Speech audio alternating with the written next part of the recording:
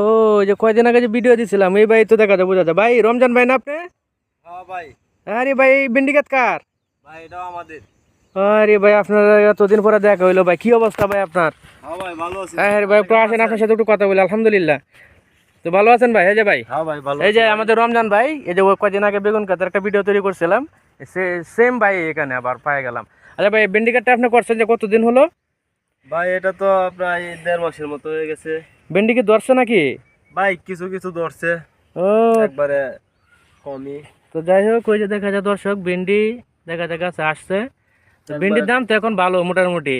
হ্যাঁ ভাই ভালো, মোটামুটি ভালো। এই যে ভেন্ডি দেখেন। গতকালকে বাজারে গেছিলাম, দেখছি ভেন্ডি 120 টাকা কেজি চাইছে আমার কাছে। তো এখানে ভেন্ডি দৈনিক কতটুকু করে উঠাইতে পারেন আপনি? ভাই এখন তো কমই, প্রায় 5-7 কেজি উঠে। ও আচ্ছা ঠিক আছে, 5-7 কেজি করে ওঠে। তাহলে আপনি এই সেম বেগুনের যে হিসাব দিয়েছিলেন ভেন্ডিরও কি একই হিসাব নাকি ভাই? না ভাই, ভেন্ডির হিসাবটা একটু ভিন্ন আছে। এটা কিরকম? খরচটা বেশি।